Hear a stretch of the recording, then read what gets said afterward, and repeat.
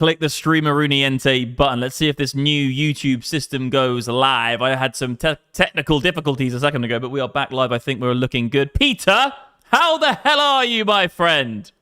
Yeah, I'm doing good, bro. You have an open position on Hyperliquid. I'm going to have to turn you down a little bit. You're a bit too loud. You've got too much energy for me. Lots of energy. How's that Hyperliquid position looking, mate, on Aster? Look at it's looking all right. I think it's $3 up at the minute. I'm really excited for you to jump into the Hyperliquid. Oh, yeah, get that dancing going. Yeah, the Trump dance. That's what I'm talking about, my guy.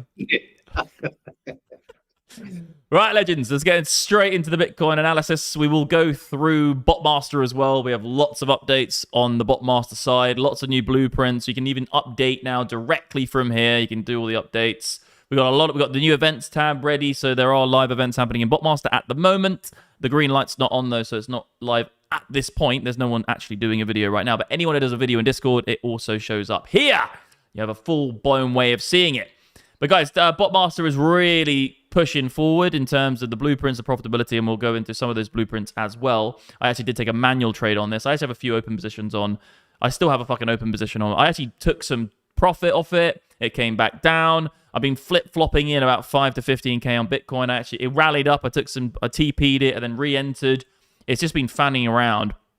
Probably made a couple $100 on the upside. And the PAX G trade's still open. We'll go into that later and we'll look at the exchanges, etc. But Botmaster, guys, the product is unbelievably powerful. I'll go into it later. Now, Leggies, the price of Bitcoin. On terms of just flat PA, we'll go into it right now. I need to make sure this is this is a little bit in my face, actually, this new YouTube streaming system. I don't know what they've done here, but I'm not a fan. They did mess it up. I'm just going to move this over here. Guys, give me a second to do some technical AV. Techie, you know? I just want to see the fucking amount of viewers. I don't even know where that is.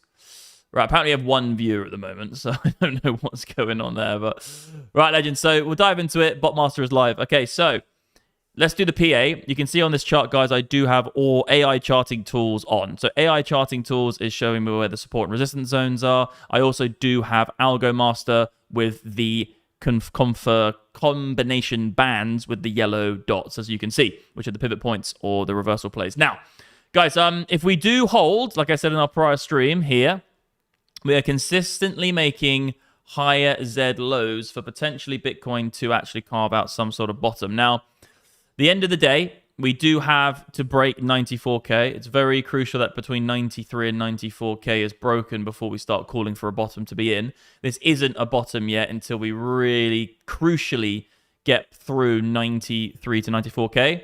That will be the solidifying factor for me that very likely we're going to go to $100,000, guys. So if we break 93, this area here, guys, between here and here, if we get above this decisively, this is a very good sign that Bitcoin is going to go to $100,000 again in this move. Then we'll have to talk about what happens when we get there. So analyzing the market, guys, on the lower time frames, that's what I'm looking at. 93, it's looking quite good because we have these higher lows. If we lose this one here, the probability goes down. If we lose this one here, it's pretty much over. We could still hold if we hold support here at 84,000, sorry. 94's here, 84's here. We could come down and sweep this area here like we did. We swept down below the stop losses. Bang. Next move up. It could happen again for sure. I would just say that the probability of that happening again on another sweep is lower. And if we lose this, guys, it's very likely over. So if we come down to here, we rally back up, another lower high, and then we break it decisively, it would actually very likely continue and break this wick, and we're going down towards 74,000, and 74,000 is the next major buy zone for me. But guys, I want to be completely clear here. I am in a few different trades, and trading the market and analyzing the market are two different things. In analyzing it, we have to get above 93 to 94k, and if we lose 84, it's pretty much over. So we're range bound from 94 to 84.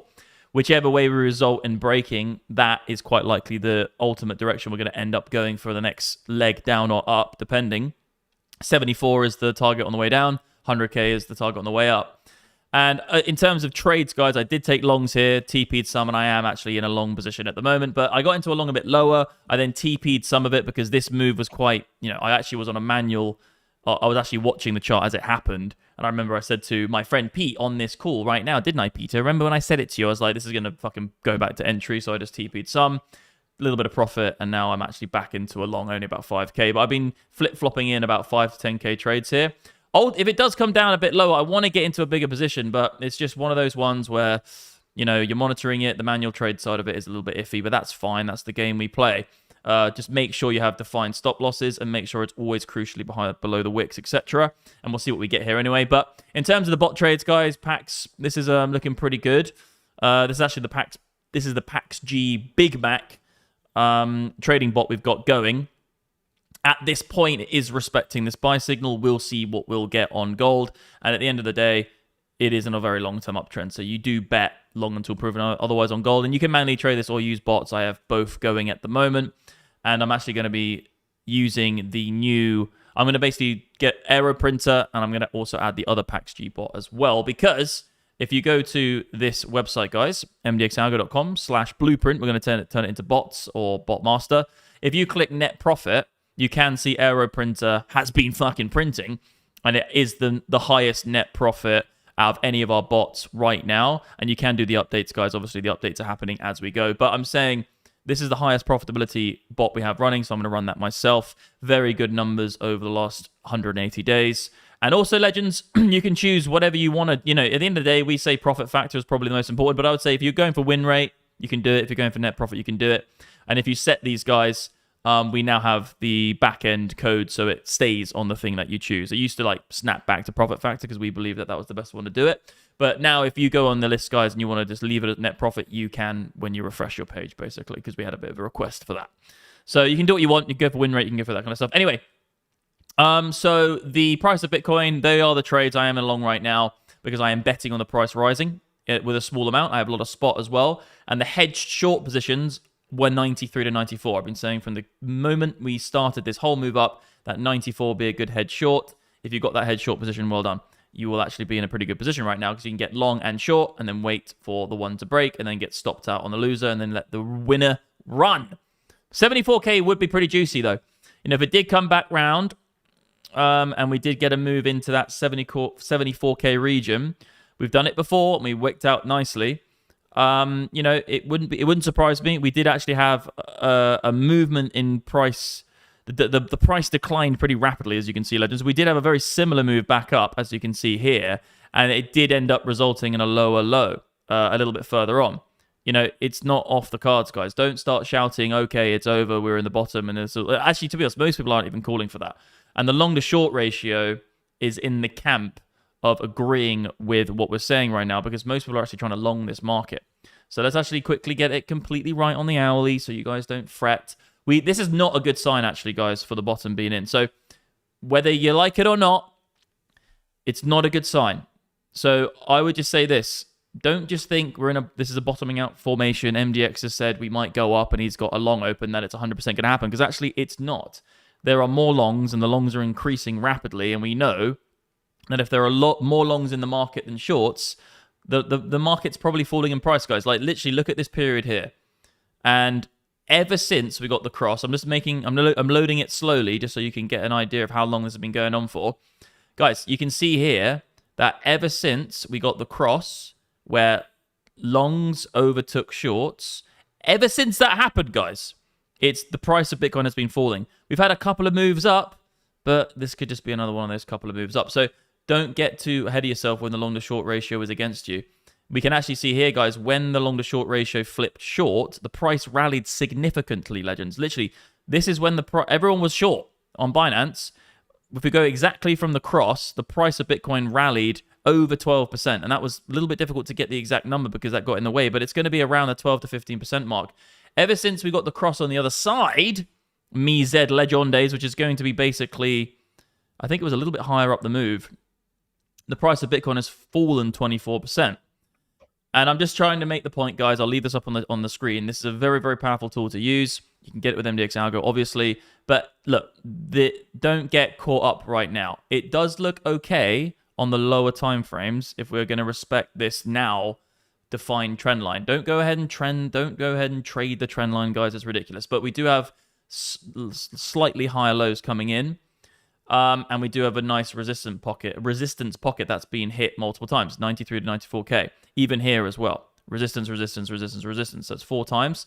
So it looks okay for it to potentially break out. But what you want to wait for is that 93 to 94K region to get broken for the analyzing the market. In terms of longs, yes, I have taken a long here, and I am back into a long position here, just for the premise that maybe we do get it. But like I said, it wouldn't surprise me to see this happen again. Back in, up, and actually a rollover one more time. And actually, we've done that a lot of times. Actually, every single market decline for Bitcoin over 30%. We've done very similar shit. We've had these rallies out, lower low, rallies out, back down. So, and this happened over a very long period of time. That's probably 1 month. So, don't get too caught up yet. There is even an argument to say here as well that this does look a little bit bull flaggy. I'm not a flag kind of guy, and I do not trade the basis of flags, and I don't trade the basis of head and shoulders, or mainly a lot of different patterns. What I'm actually saying to you, let me just quickly whip that up here. What I'm actually saying to you guys is that this here was a flag continuation, a flag continuation. So, look, I'm just saying don't get too caught up in my analysis saying that there could be a bottom out here, because I would play some longs on the basis of it, and I don't think we're in a bear market yet. But there could be another sweep down, so have stop losses below all of the relevant levels. Stop losses below here for small, definitely big stops if you're doing higher equity positions, like bigger positions, and definitely get everything out here, because if it loses this, it's very unlikely going to recover before it goes significantly lower, and that will be around the between actually 74 and 76. So these 2 wicks, you're likely going to get another reaction. And actually, if it did come back around to do that, it wouldn't look at all like an issue. I don't think we're in a bear market yet, though, guys. We are below the 200-day moving average. Okay, let's just make this a little bit more regimented. Let's make this a little bit more German for you. We had our German guy on the meeting this morning. Listen, long term, medium term, short term. The short term, I do think it's looking okay. On the higher time frames, potentially continuation down because we haven't actually broken anything yet. And then obviously you guys will go into long term in a second with this analysis, and this is actually looking very good for the bulls. But the short term will fine in terms of potential, but if we lose this level, we're going to fall. And then the medium term, guys, I do think that where it's about 33% chance to 40% chance we're in a bear market, because the 200-day moving average is aiming down. I will head short against 94, 100K, and around now, guys, we're looking at 109. That's going to be 105 when we get there. So 94, 105, sorry, 100K and 105, between 105 and 109 at this point. All of these positions are head short positions for potentially us going to a bear market, but I think the probability of that is lower, and I do think it's around 33 to 40% chance for that, even though we are below the 200-day moving average and it is aiming down. So that is a good thing for bears. One thing that's not in the camp for bears on the medium-term time frame is that we are still above 74K. If we lose 74K, then it's going to be about 50-50, if not more, for a bear market to begin. And then we have to look at higher time frame analysis when it comes to the volume. And this is not good for bears, actually. This is good for the bulls. We have a significant green node, which is the biggest node prior to anything else we've had. So that's a good sign for the continuation of price rising. And we do have a dissipation as well on the combination bands. So you can see it's slowly getting weaker in strength. So it's kind of petering out. You can see that. If we begin to see green bars beneath us, what that's going to articulate to us is that buyers are outweighing sellers on this specific combination band. Is the order books put into essentially a similar thing to Bollinger Bands, but the combination bands are our secret sauce at MDX Algo.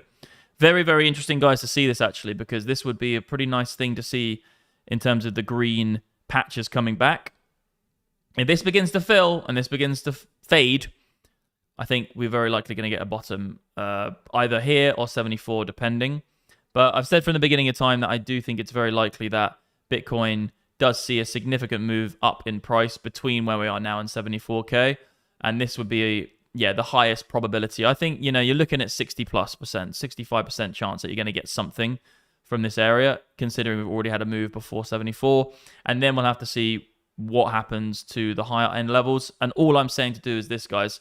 You head short at 94, you head short at 100K, and you head short at around 105. That's what I'm going to do. You guys can do that if you want, but it's not advice to you, of course. But those are the 3 head shorts, just in case, yes, we do actually end up going into a bear market. and losing 74k. But all of those positions have to be stop losses at 1 to 2%. And actually, the 109k, you could probably get away with a high price. And then, yeah, you might, if it does continue on a head short position at 10x. Sorry, one sec. Mariinsky? Fucking hell. She's blasting off loads of music and it's distracting me.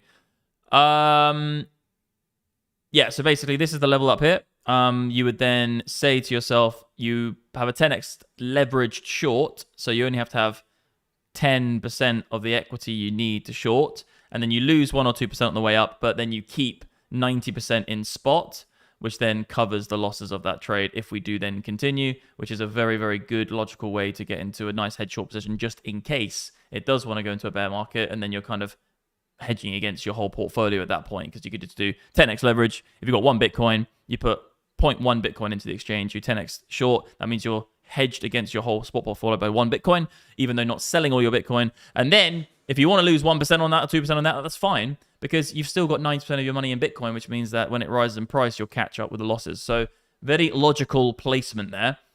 Let me just send a message to my girlfriend to turn that music off, because I'm actually getting blasted right now. All right, Pete, anything you want to mention quickly when I just message my freaking girlfriend? Shut that shit off, brother. You legend. What's she actually playing? I can't Just even playing hear music. It filters it out for me. But no, there's been some interesting stuff today. Jack Mallers has moved his like 4 billion treasury for XXI, or Jack Mallers with Strike and stuff. Who is Jack who? Jack Mallers, the guy behind Strike. You know who he is. Oh, yeah, Jack Maulers, I always call him. Jack Mallers, so we always pronounce shit different ways. But yeah, he's moved his proof of reserves around. So we had Paolo, the guy, Teva, retweeting it today. Dodgy? Like He's going to rug pull everyone. It's a big fucking rug. No, it's not being moved anywhere. Yeah, it should just sit still, to be honest. There's been loads of shit happening. We've had the massive earthquakes off of Japan. There might be a tsunami. Oh, warning. yeah, we'll go into that. Or it's Godzilla. We'll have to look at the Japanese freaking stock market or something, because that's probably going to be getting a little bit of a shake-up. No pun intended. Be closed and stuff. Maybe, yeah, they might. Well, it happened at 1 a.m., didn't it? So we'll see. But there could be definitely a little bit of a cause concern in the markets as well, considering it's probably going to wipe out a bunch of fucking... But they always have crazy earthquakes. Yeah, they're very well prepared, though. I've been to Japan. Like, you got to see it. They have this underneath Tokyo, they've built... I literally don't know the numbers. They're absolutely ridiculous. But they've built these huge open areas underground, underneath the city, which can hold like millions and millions and millions of cubic meters of water or something. Mate, it's literally ridiculous. They have it's like... those scenes out of like fucking Lord of the Rings and those massive underground caves? It's literally like that, mate. And then when they have these big floods and tsunamis, all the water goes into these things and they like flush all the water back into the ocean. Mate, it's mental. It's the biggest giga project I've ever seen in my life, and no one even knows about it. It makes the city look like it's on stilts. Underneath the whole city is a huge cavern of just like space for water to flush out. Type it in, bro. As you find that massive... It's mental. But yeah, we'll go into the news in a second. But guys, another good factor actually for Bitcoin is the weekly time frame on the daily as well. I can quickly have a look to see, but it's going to be mainly weekly on this. And also monthly would be quite interesting to see, but the monthly is a little bit different. So we do have a pretty nice read on my Wavemaster indicator. And this Wavemaster indicator is essentially the momentum of the market. Now, we actually are getting to levels right now. At the bottom of the last bear market, we reached these levels. Well, we went a little bit lower, to be honest. But this area here, we went significantly low, had a nice rally up. Actually, that did result in a continuation of a bear market. Another good, but it did bottom out. We had the rally and then we came down. So that's kind of what, if we saw something like this, that could be kind of that. And then actually a continuation back down. We'll see what happens.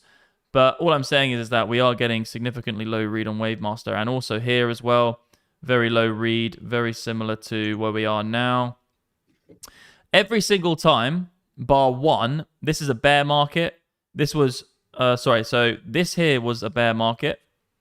Here was a rally before a bear market. Here was a significant rally.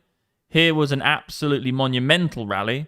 Here was the lows before the COVID pump, before it happened. And then we have the fucking 6K region. So we've got 1, 2, 3, 4, 5, 6 scenarios.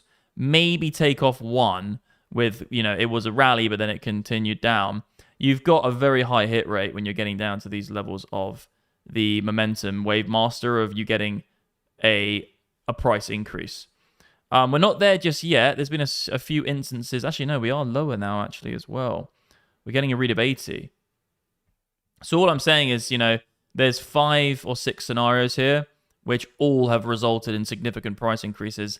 This one's a little bit of an outlier in the fact that we did see a price increase, but it did actually result in continuation of price, which did actually mean we went back down to the bottom of the oscillator. The whole thing was just nuking.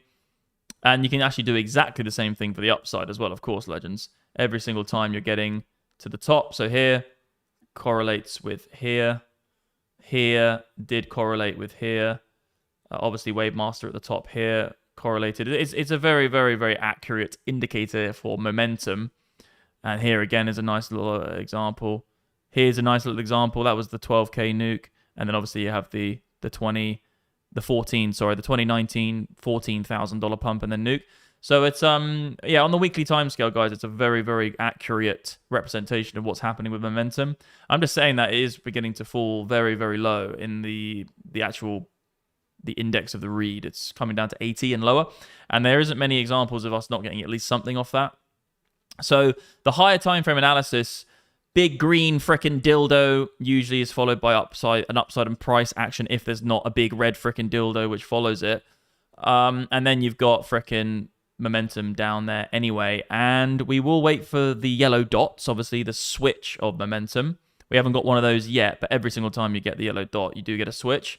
So it's pretty interesting, guys. I would say we're about 33 to 40% chance that Bitcoin does go into a bear market, but that means it's about 67% chance that we're not. And, you know, if we come up to $100,000, see it as resistance first, find support on here, you know, we could end up seeing the all-time high getting retested again and maybe going further up. I would just say that, yeah. So analyzing's kind of over. The trades are this. Between 74 and 76 is a buy. So you buy here. I wouldn't look at any of this area here anymore, guys. There's now, well, I'm actually in a long right now on a lower time frame manual scalp trade to the upside. I got into a long here, and I've added to this position here as well. And I've actually been chopping and changing in and out. I had a little bit of profit. I actually, when it did that immediately up, I just TP'd like 80% of it and then made a bit of cash and then actually re-entered because that was just blatantly obvious that we're going to see it come back. So you've got that scenario. So let me just go into it. 94. So the two buy areas. Let me just go out to my other time frame. Sorry. I am in a long right now myself, guys. There is a short at 94, hedged short, a short at $100,000, hedged short, and between 105 and 109, hedged short. So these are the levels to look to buy and sell if you're doing SR trading. If you're doing anything else, guys, that's manual SR high probability setup trading. If you're looking for other strategies, guys, obviously come along and definitely check out Botmaster because you can run these bots automatically. They will automate the whole thing.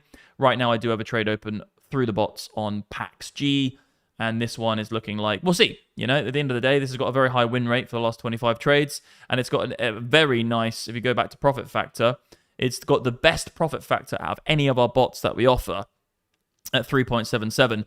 The only issue, which most people have with gold, is that it's very slow. So it's not going to make you lots and lots of money very quickly.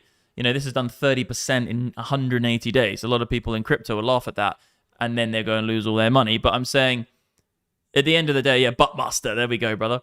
At the end of the day, guys, PaxG is a very slow, profitable thing. But the thing is, it makes money. So, like, you know, you can either go really risky and make loads and then lose loads and make loads and then lose loads, and then hopefully you're fucking at a higher level. Or you can go for the more, you know, I traded gold, guys, all the way through this area of price action for Bitcoin. And actually, me and Pete did watch a video of this era. This era, it feels like a fucking longer time ago. But in this period, when Bitcoin went through this specifically, and even a little bit of up here, guys, I actually traded gold far more than I traded Bitcoin. I actually had a lot of spot I was accumulating. And then actually most of us got wiped out during COVID because that was a huge move down. I actually got one of my best trades ever in this period. I got like an 80, I think it was a 79 Bitcoin long from like 4K. And that literally essentially made me like become financially independent at that point. But I would say there was still a long way to go because we went all the way and did this whole bull market. And that was absolutely fucking mental, that one. You remember this one, Pete? This was the one where I was in Turkey at the start, and then we ended up in Portugal and then Cyprus and shit. That was a serious bull market. But yeah, at the end of the day, we haven't really moved that far away from it for it being that long ago. You know, the next bear market, if Bitcoin does fall, you know, back into like 50K and like 40K, maybe. I'm not saying that's... If this is the top, we'll very likely go there. If the top is in, we're very likely to go to 50, 60, maybe even 40K. And like the potential to buy Bitcoin at 40K from all those years ago when it went up to, you know, the 65 mark, you're essentially not losing out that much of an opportunity, Petey. That's what I'm saying. You start accumulating some again. Got to get in there, son. Got to get in there, mate. Anyway, I was trading gold for a long time. So my point is that with the PaxG bots that we have available to you, they're very, very low risk. They're all very, very profitable if you hold them for a long time. And in terms of profit, which is actually going to stay in your account, not like profit now and then lose everything. But if you want to go a little bit more crazy, and also look at the win rate on PaxG as well. All of the guys at the top of PaxG win rates. We've got a BTC bot coming, guys, as well. So if you're in the community, you know that's coming. And we've got some of the high altcoins as well. So we're going to do an ETH, a Solana, and a few other big ones that's coming, another bots. But yeah, guys, if you want to change it around and like do like net profit and stuff, yeah, you can go for the error prints and the lower time frame stuff. And I would say that these are very, very, you know, they're higher in the risk category. Like these two are medium. Cake's actually low. You have a high risk here, but that's actually ended. We've stopped that one for now. This one here is an absolute maniac fucking one. If you put this on the aggressive settings, you know, it's done in the it's since the 25th, sorry, since the 2nd of November. It's done 239% since the 2nd of November in 1 month. Very, very good bot but you need to monitor this one specifically. Anyway, I'll go into the bots a bit later. I'm really going to dive into this a little bit later and go into exactly how Botmaster works. And we're doing all the we're doing the backtesting, reconfiguration, and settings. You just get the settings on your TradingView account. You literally just click on, like I'll show you again, error printer, you want it, bang. It will then be on your chart, the buy and sell signals. And you can actually trade it manually, guys. Like you can see right here, the last 25 trades, you're up 100%. And you could easily come in here and just trade the singles. The singles, you can easily come in here, legends, and trade the signals manually. You don't have to use it as a bot. We just would say, you know, bot some of it. If you really wanted to be completely in the middle, bot 50% of your money, manual trade 50% of your money. And then that actually gives you an opportunity to hedge against signals that you think might be wrong. And I would say, not wrong, that's the wrong terminology, just an invalid, non-profitable signal. But what you could do as well, you could build in another system where you could say, well, if this indicator and if this Botmaster indications on the screen, which are going to be on Wonder Trading, if they begin to win 1 trade, 2 trades, 3 trades, 4 trades, 5 trades in a row, you can begin to then scale up the other side because the bot is never going to win all of the time. There's always going to be a trade that's not going to win. It's not possible to create a system that wins everything because you have to have blind spots for that bot to work in that specific scenario. That's why we change the settings as we go, which helps us get there. But if you build a system which says, you can do it with TP signatures as well, but you say, okay, now the bot is won 6 trades in a row. Now let's build in a scale in the other way strategy to get into hedge short positions against the signals, and then you're bound to get a winning trade on the way down whilst the bot's not winning. So it's very, very, very fucking powerful. So we've got some questions coming in here. Pete's laughing in the chat. What are you laughing at, bro? What's going on? Some guy he says you drive a Ferrari and your position size is 0.05 BTC and half an ounce of gold. What the fuck? Bro, like what you're not understanding is that I've got 25% of all my Bitcoin traded in my bots. I've also got millions of dollars in spot. I've also got huge amounts of swing trades open. These trades are lower time frame manual scalp trades. And also I want to get about 50k on. I've just been in and out. Like I don't the position size, like this is the issue. Like if you think position sizes being this is small and you're rich so you should have more, That's the exact reason why you are poor and you have no money in trading. It's nothing to do with the sizes, all about the percentages. All that matters is the percentages. Anyway, it's one of those things where you need to understand that if you're obsessing around size, because you ain't got any fucking size, because you're obviously fucking wrecked. Like, if you're obsessing about size, if you can't make a small account big, you're never going to make a big account big. You need to understand what you're doing on the fucking lower time. What you need to understand what you're doing with lower account sizes, low equity, and building up small accounts because they become big accounts. For me, why would I ever bother with a more than a $50,000 trade to the long side on Bitcoin on a lower time frame scalp? That doesn't make any sense. I've already got 25% of all my Bitcoin traded by one of my bots and millions of dollars in spot. I'm looking to hedge against. These are small little positions, and also my bot, which is running right now, this is the PaxG bot. This is literally at the very beginning stages of what we're going to do and build this out. So it's the typical question from the noobs. Oh, you ain't got a big position on, so like you're not making any money. So it's just, well, yeah, go and make money with $100. Go and make money with $500. Go and make money with $1,000. Those are the kinds of things you need to think about. Not thinking, oh yeah, it's small, so it's just so unbelievably ridiculous. If the price of Bitcoin goes up 35% with a 5K long, you're going to stand to make $300. Most normal day traders are ranging between $300 to $1,000 a day, and then they fucking leave. Like, it's just like these crypto bros. It's just going to be, you need to start obsessing about the percentages, the P&L, and your equity curve. That's what you need to obsess about, because the small numbers become big fucking numbers. But if you're obsessing about, I need to have big, I had a friend who was a trader who all he cared about was, oh, I need to be in big positions all the time, because otherwise it's not worth it. Guess what? He's broke as fuck. He's got nothing. He got liquidated, lost all his money, millions. So many fucking times. So many fucking times. And also, if you've been watching this channel for long enough, you know, and you want to see some big fucking positions, I took a head short of $300,000 on live stream when I was in Cyprus, and that played out, and I made $28,000 within 2 hours. So, like, if you want to see big fucking positions, like, just go back and watch that fucking video. You can literally watch my video of me with a $300,000 short, and the price dropped like a fucking, it literally dropped like a stone, and the P&L was $28,000. You can go look at that yourself. Anyway, this is not me trying to defend myself. I'm just saying that I don't care what you think about position sizes. I just know that if that's in your mind, you're in this game, like the position size doesn't match up to what you're doing, that's the most cancer retarded way of thinking. You need to think about the percentages and the P&L and your equity curve, because $5,000 can turn into a lot of money if you do it correctly and you actually make money each month. It's just the wrong frame. It's the wrong story. It's the wrong idea around what trading is. Like, if the price of Bitcoin goes back to its all-time high, a $5,000 trade or buying $5,000 will make you $300 and something. Like, that's absolutely fine for most people in this game, and that's added to the spot bags, because you got to remember I'm doing the 4 things: DCA, swing trading, lower time frame scalp trading, and investments.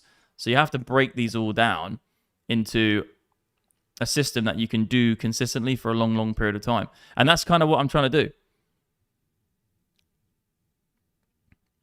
do. Bro, this guy loves it. This bro lives in the Burj Khalifa and drives a Ferrari. Prob's got a huge dick. Right, man. This guy, he's a legend, but he's a troll. Anyway, so I just want to make that point, guys. Like, just don't care. Like, position sizes. Like, don't care. It's about percentages, and it's about your P&L curve. Because guess what? Those small accounts grow. And if you put me in front of a $5,000 account, I will trade the exact same process as a $500,000 account. Because I don't believe that everyone's, oh, I know, but a lot of traders will come up with these excuses. They'll be like, oh, yeah, you know, if only I had more money, it'd just be easier. The more money you have, the more difficult it becomes, because you become more of a target, and also you have to be more composed. So if you can't make the P&L go up on a small account, $5,000, then you're fucked. It's never going to get easier. It's never going to get easier than a $5,000 fucking trade. Never going to get easier. So yeah, it's this is the shame. It's a shame about the market as well. It's like you get people who just like throw on big positions and everyone thinks they know what they're doing, and it's just like the whole thing's wrong. Like, just because someone's putting a lot of money into a trade doesn't mean they have any idea if it's going to make money, or they're even doing a specific tailored system. You know, it's just everyone just wants to see big numbers. It's like Sato. Everybody just wants to see big numbers on the screen and see him either make money or lose money. People don't actually care about what the fundamentals of this game is about. And it's actually not about the size at all. Like I said a million times, it's about percentages and it's about P&L. The only thing you should obsess about is about percentages. Because I managed to grow my trading balance from nothing, which was only a decade ago, into north of 15 million. And that was predominantly trading at the very beginning and then getting into crypto quite early and then trading the crypto market. But I probably made most of my money on about 5 or 6 different trades, to be honest. Matic was a good one. Anyway, so that's kind of Bitcoin out the way. Nike, I do have an investment in Nike for sure. Okay, let's now jump out of Bitcoin. I actually do think there's a little bit of an opportunity actually in altcoins. If Bitcoin does want to see a pop out of this and break over 93 to 94K, I do think that, yes, we could see the price of Bitcoin, the price of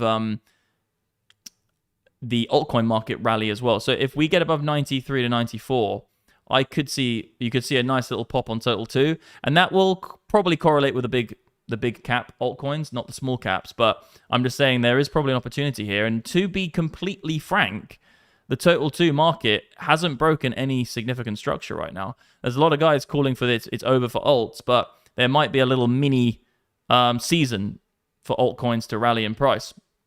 If Bitcoin does. If Bitcoin does not, we're likely going to see this fucking break some significant levels. But if Bitcoin does, then it's good for the altcoin boys out there, the degens. So Pax is chilling. We've got SPX. Let's have a look here. The stock market's all chill. SPX is kind of fine. I would say that, look, if we're going to come back for a little bit on SPX price action, we're likely to come back to a fib. Let me get up my fib tool. So I draw it from the low to the high. We're probably going to get a nice little fucking 618 on that. If we did get a 618, it would be fine. The stock market's probably in one of the best places it can actually be right now. But if you do see a fib retracement, you're looking for a buy around 618, and then it will likely continue and probably continue into the seasonality trade, which you're looking into next. I think it's going to be, again, guys, like I said, sell in May and go away. I think next year, the stock market and stuff like that will be a sell in May and go away. There'll be a bit of shaky price action at the time, crocodile top style stuff, the teeth of a crocodile, and then maybe we'll go into a significant bear market for the stock market.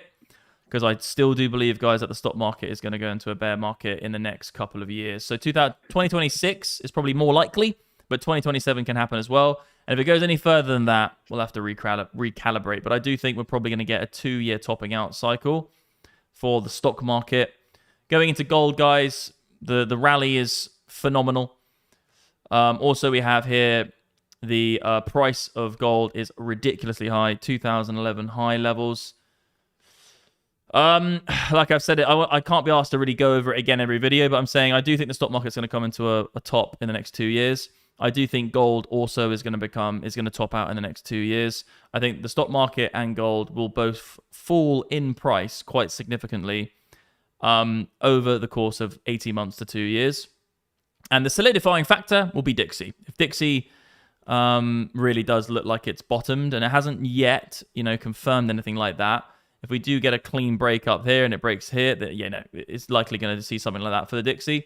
And this will be the solidifying factor that people are selling their stock shares, indices, equities, and cryptocurrencies. They'll be selling those into cash. Because if this is going up, things are being sold into it. So it's not really like you're buying Dixie. You're kind of selling into Dixie because Dixie is the predominant denomination currency. It's not money, it's currency. So, yeah, it's an interesting concept, guys. That'll be the solidifying factor. But I've said this every single stream over and over and over and over again. MicroStrategy, we could quickly look at it as well. Nothing to go by here in terms of this being the end of the price falling. You might see a relief move, and it has come down near to the 618. But I think what you're going to get, guys, on MicroStrategy is probably, even if Bitcoin keeps continuing, you're likely going to get this again. It's a very early concept, what they're providing in the traditional space with this whole company, which has a Bitcoin treasury. I think it's still going to have its not 80% correction. But I would say for this, really, just get Algomaster up or use Botmaster and just use the buy and sell signals because it's been absolutely phenomenal on all different time frames. But let's have a look at the daily. Like, if you had to just basically manually traded this with the signals on Algomaster, yeah, guys, well, the numbers speak for themselves. You can see down here, this is on autopilot mode. Let me just check if it's on autopilot to have 100% clarity. Yeah, on autopilot mode with profit factor as the main thing for you to take the buy and sell signals. Win rate can actually be very good. I've been talking to some of the bot testers. You can put it on win rate as well. But if you look at this, guys, you could have easily just manually traded this because it takes a little bit longer.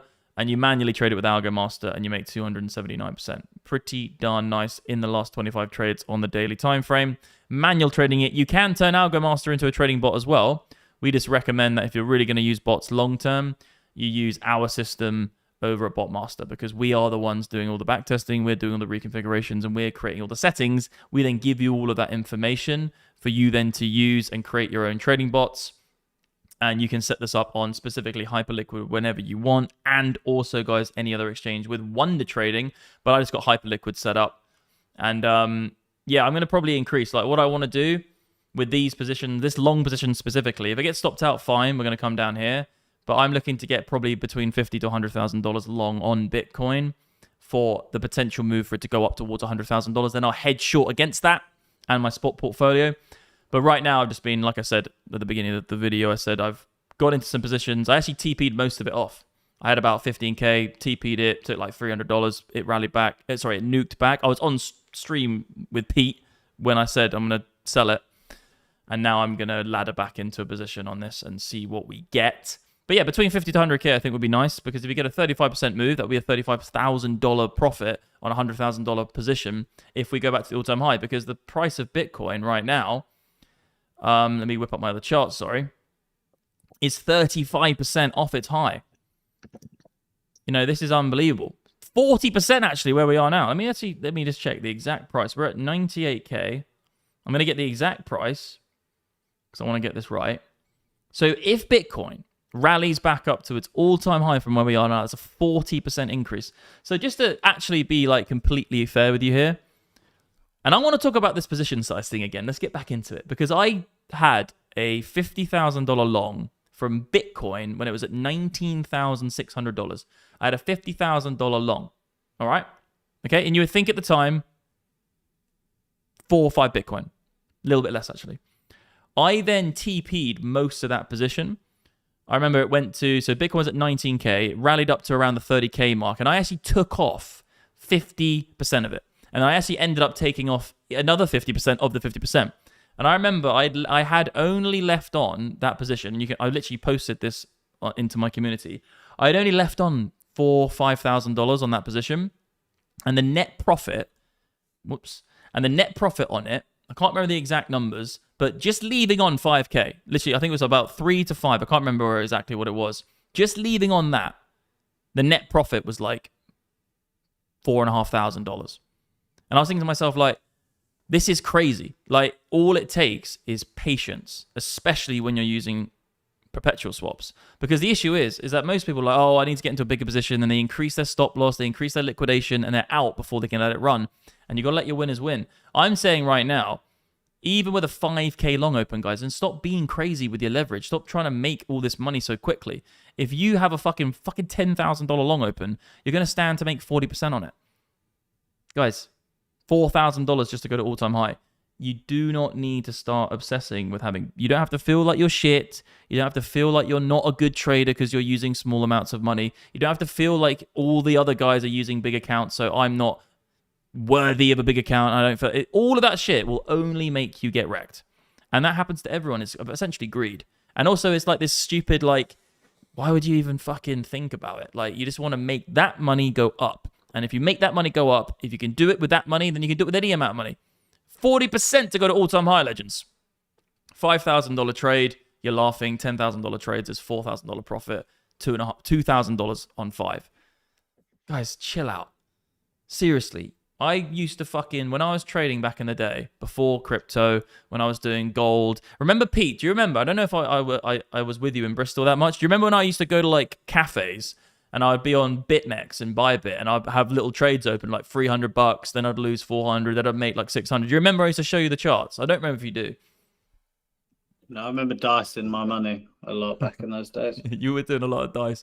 But do you remember I used to show you my charts and I'm like, today I made this much and today I lost that much. I was doing that for years, just trying to squeeze out, yeah, $5 to $10, $15,000 trades and using appropriate risk management, having smaller size accounts. But I would literally make 300, then lose 600, then make 800, then lose 400. And it was every day. I did that for years. And to be honest, that wasn't a period of me becoming like massively financially free, but all of that time and effort spent on the charts doing the small trades resulted in me making extremely good decisions on the ones that mattered. And when they came around, I managed to take massive control. I managed to execute, not because I knew what to do instantly on that moment, because of all the training I had for years on small accounts that allowed me to then think to myself, well, if I did it with a small account, let's run it up with a big account. And actually, probably about 5 or 6 trades in my whole career of being completely game-changing. And most of those are crypto. Bitcoin was obviously the biggest. Ethereum was even very good, and Matic. I did have some good runs on gold, to be honest, back in the day. And also I had some good runs even when I was trading the Australian dollar to the Great British Pound. I did make some money during that period, but it wasn't anything like we're talking now. So I want to make that point. Do not get bogged down with the size of your accounts and think you need to change it in any way. You just need to concentrate on the percentages and the P&L of the equity curve you have. And I promise you that $5,000 fucking trade will begin to grow rapidly. And I promise you the small numbers begin to look bigger than you can fucking imagine. I've done it myself.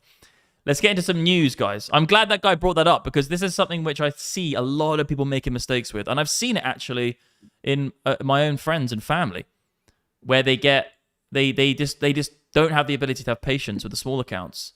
And trust me, you build up all the small accounts and if you build up all those accounts, you're like, oh shit. And also, you know, the amount of people who fall down because of their obsession with scaling up the money faster and faster and faster and faster, it's almost a crescendo. It's almost like you can't not lose everything if you think like that. You will end up pushing it too far. Like all human beings push it too far. It's just, anyway, we're rattling on the same point. You get what I'm trying to say. Yeah, I love reaching a climax. You are the climax, Peter. You did. We have got some questions here. Someone's asking, can you have a quick look at Aster and Sui? And also, do you think there's an all-time high before the end of the year? Mate, you're the one who should be talking about Aster, mate. You've got the big daddy trade. Bring up your trade, bro. No, bring up your Hyperliquid trade. You got like a fucking... Not after all this chat about size. yeah. When they see too much. We've had too much size comparison going on. But I can actually bring it up because I've got the access point. Look, here we go. Here's Pete's trade. So Pete's got right now. I've got fuck all. But the thing is, I've set up a brand new account last night. On my money. Both the trades are in profit though, and that Aster trade. Look at their big size, boys. Big positions. Big size on these ones. I think you actually did another spot buy, didn't you? But to be honest, I think that Aster. I've deleted all this. We're gonna do some prop ones on this account, but at least that one's set up now. Well, I reckon leave that $50, $60 buy on Aster. I think Aster's going to do a 30x. It's below $1. Let's go on to the Aster chart then. And let's have a good fucking look. I'll actually whack it up on over the PAX-G chart because I'm not really using this at the moment. I actually did add Aster here. Yeah, so I've recalibrated. I do have an investment in Aster, guys, for, you know, all... I don't even know why I bother saying this anymore. Guys, I own Aster. Like, for fuck's sake. Like, who doesn't at the moment? My fucking hair's going everywhere. I want something to clean that up. It's tickling my forehead, sir. Look at it. Look how long it is, bruv. Yeah, it looks gay, doesn't it? I know, like yours. Look how fluffy yours is today as well. We've both got little fluffy haircuts. Why is it so fluffy for you today, mate? I'm freshly shampooed today. I only wash my hair like once every other, like 2 days or 3 days. Honestly, you look cute as fuck. I like a little bit of the grease in it. You know what I'm saying? Just keep it weighed down a little bit. Because if it's too freshly shampooed and stuff, it just goes mental. Yeah, a bit fluffed up. You look like a fucking sheep. But I would say... you need that grease. You know the chicks, though. The chicks like the fluffy look, but you're married and all that. So no, they don't. They don't. They do. Like a bit of the, they don't like the grease. They like the authentic... Mate, let's take my word for it, all right? a bit rough around the edges. Your track record with the women isn't great. I'm extremely versed in the female anatomy, so I would say to you, listen, mate, you listen to me on this. They don't like the grease; they like the fluff. No.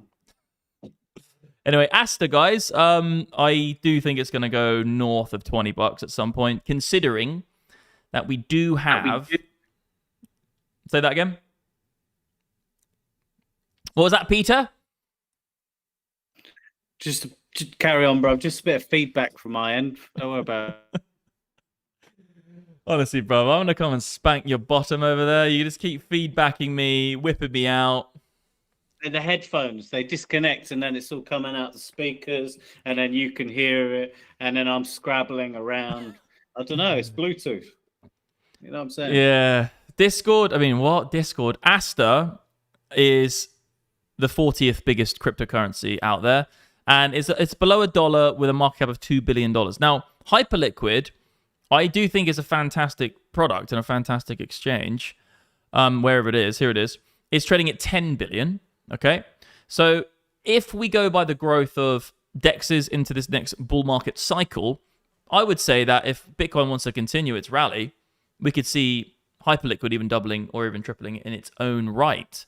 And I think Hyperliquid is growing as a whole anyway because the DEX space is growing. The only issue that Hyperliquid has is that, you know, someone did tell me that they don't have hidden orders, which is definitely not good for big players. So I would say that if they can... if Aster, who do have hidden orders for bigger players, can capture, you know, some of the market cap and even eclipse it potentially in the future, you know, you're looking at potentially Aster growing to at least $5, $10. I think it could go over $20 in the future in terms of long term, but very, very plausible for it to 5x to get to Hyperliquid's level. But Hyperliquid is a great exchange. I really do like it, but I would say that they do have some problems. They do have the issue of they don't have hidden orders. They haven't got some other complex tools that maybe people who are trading with bigger account sizes would like to use, especially MMs, but they're not really worried about that. It's a DEX space. But I'm saying that Aster does have some cool stuff. And also, you don't bet against CZ. So I think there's a 5x in it, up to potentially going to $20 to $30 in the long run, eventually when the whole market for DEXs grows and also the Bitcoin market grows as well, because I do think Bitcoin's market cap is going to go up as well. So going by that, guys, you know, this is really an investment. You know, this is more of a, you look at the market cap, you look at the competitors, you look at the market size, you're looking at the Bitcoin market cap, obviously, as well, and you're thinking about what the projection is. And I would just say that, look, if it gets to Hyperliquid's level, we've got a 5x in it, and the rest is kind of history. If it gets to $5, it really could become a big fucking exchange, because then it's going to be Hyperliquid's level. The rest is really unknown. But if CZ is behind it, you know, he could really pull some fucking levers and strings as well with his connections for liquidity, MMs, etc. Obviously, the marketing aspect, because he's moved away from Binance now and he's being more of the ambassador for crypto. I don't know if Hyperliquid really have that figure. And we know that personal brands, for instance, the Elon Musks of the world, the Michael Saylors of the world, even the Bill Gates of the world, if you have a personal brand built on top of your already decent company, it can be very, very powerful in terms of growing that business. And I would say that nowadays, it used to be like this. You grow the business and then you become the personal brand because the business is successful. Nowadays, it's almost like you can be famous first, ask your following what they want, and then service that community with the product later, which is very interesting in terms of how it used to be in Silicon Valley, where it used to be you raise, although I've said this before anyway, but it used to be raise money to build the product and then market later. But now it's don't raise any money, build the following, and then raise the money after you've got the following. So I think it's an investment play, guys. You don't need to look at the charts here. It's a market cap. It's a market cap comparison to the main competitors, and I think it's going to do quite well, to be honest.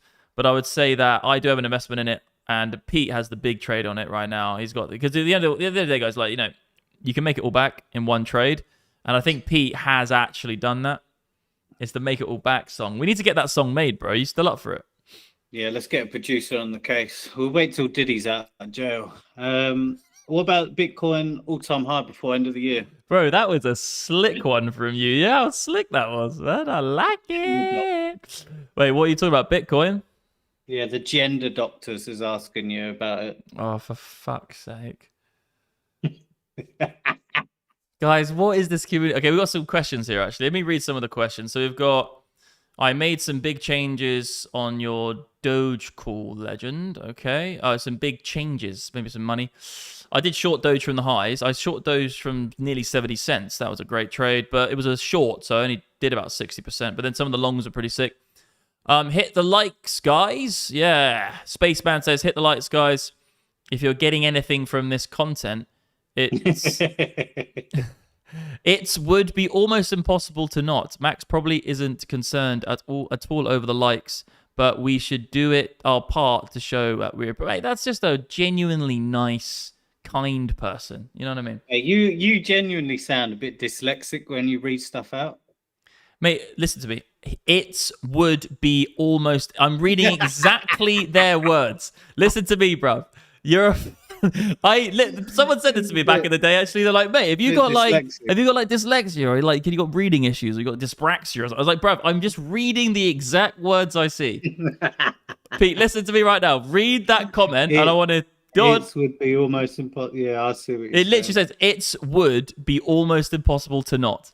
I know it sounds spaceman. Stop making me sound dyslexic, motherfucker. All right, come on, man. Just help me out, bro. An OG legend bringing their fight. Yeah, cheers, mate. I appreciate your kind words. Bitty Breakout. The genius. Respect. So, BTC, ATH. Okay. Look, it's really not off the cards, guys. You know, I want to tell you exactly the percentages, and I'll tell you what's off the cards. I do think that it's about 33 to 40% chance we're going to go into a bear market, but on the basis of that, we have fallen in price. You know, a big move down in price of 25%. We then had a nice big nuke of 32%. And then we had a delicious nuke here of 31, a little bit more, actually, I think. I didn't get it exact. And then this is a 36% move down. So all I'm saying is that we're in line with every single nuke that we've had previously. And look, we've made all-time highs every single time, so it wouldn't surprise me to either see a move to 74 and then a very quick move up, potentially for an all-time high, or a little bit more of a spacey sideways, and then we get it. But I do think we will retest $100,000 at some point. Whoa, that was loud. I do think we'll retest $100,000 at some point. I've, got a small long open, like I've already told you, and I've got some positions on the bots. I've also got my hedged, 10% hedge from 94, and I've also got millions of dollars on spot, as well as a huge proportion of my Bitcoin traded with my MDX Hodl Master, which you guys can go check out here. Just click on that button there, Hodl Master. It's an automated strategy. 25% of all my Bitcoin's traded on that, and I'm actually going to pull the whole fucking system because it's really underperformed the last year. So me saying that means it's probably going to start performing really well because it had a really shit fucking year, but I've managed to. I've had some great manual trades as well, so it's all good. But I'm saying I'm going to pull the Hodl Bot, actually. Hodl Master. But anyway, yeah, here's the real numbers. I think we've got a high chance that we're going to get a bottom somewhere here for a rally back up. I do think we retest $100,000. What we want to see for the all-time high getting broken would be something on the lines of $100,000 into here, and then some significant resistance actually, but then we make a higher low and then we break it decisively, and then we get above that 200-day moving average and then actually see it as support. So what you really want to do is you don't want to see it go like, immediately like this. It wouldn't be the end of the world, but it would just be a little bit too aggressive. You would like to see some organic price action, hit some levels, find some base of support, break above it, and actually hold on it. And then this is obviously a little bit too textbook. Usually the price action doesn't move like a textbook. To be honest, to take back what I said, if it genuinely did just rally all the way to the highs, it wouldn't be, I would like to see organic price action, but it wouldn't be that bad. The only issue I'd have with it is that it might just be a slightly manipulated run to push to get the market majority into long positions to soak up all the liquidity up there. Everyone's like, okay, we're going up to the moon, and then obviously we'll probably see the price begin to fall against them. these types of moves, it's not impossible it can happen, but I'm saying if it went very quickly to there, you would get your all-time high, but it'll be a little bit scammy. I'd like to see some organic price action, let the price actually find some basis support on the way up. And I do think we're going to get it between here and here. Between here and 74k, I do think we're going to get that move up to 100,000 and 105. And I'll take head shorts on both of them. But that's really the only way I can go about it. Send my beautiful bitty to space. Yes, of course. Space Aruniente. Send it. Yeah, send it up. So we got autism is my forte. BBLs are BBLs are speciality. Right, guys. It's making me sound fucking dyslexic. Tom Lee, huge position in ETH. Yeah, he loves ETH. He's literally all he does is buy Ethereum. He's a good guy. I actually do. He has a company called Bitmain, and it is actually a very good company. I'm pretty sure it's a mining company. You could probably correct me if I'm wrong on that one, but I actually do like him quite a lot. He's not really like a Jim Cramer style. He just gets it wrong all the time. ETH breakout incoming. We can have a look at ETH. We'll get into the news in a second. ETH breakout incoming. Looking at that chart. Fuck me sideways. Guys, this is actually pretty nice. I was calling for Z618 retracement, and we've got it. So we do have here. Look at this. This is textbook beyond textbook. To retrace on Ethereum, and I want to be completely clear with you guys, I was literally calling when it went here at this support level. I said the price of Ethereum is very likely going to rally all the way up towards 4,100, and then it's going to come back down and do a sideways formation. You can go watch my videos. I said we're going to go up 4,100 and go sideways. I did say, though, that I don't think we break above 4,100, so I went a little bit ahead of myself in terms of that. We did get a deviation of it, but I did say I don't think we get above 4,100. I said that maybe we pop above it and we fail. I actually need to get this video made, because if you can watch my prior videos and see me say that, you'll be like, what the fuck? Because it's literally crystal bullshit. We did get the pop when we went sideways. And now, leggies, I was calling for the 618. And we went to the 618 to a dime. I actually legitimately said the other day, like, I think we're going to go down to the 618. I got to fight. Get Fahad on this. Fahad, if you're watching, our core editor, you need to go and find all of the Ethereum analysis, build the video, so I can show everybody that I got this down to a fucking T. Now, the 618 is holding now. Obviously, we haven't got much fucking in terms to go with in the price action. But yeah, it's very similar to Bitcoin, actually. We have a significant support region. You know, you could probably call that like the 74. You rally back out of it. There's potential for this to be a short-term bottom, yeah. You can't call it right now. You have lower highs all the way down and lower lows all the way down. So you can't call it now in terms of this is a bottom. Very similar to you can't call Bitcoins at a bottom.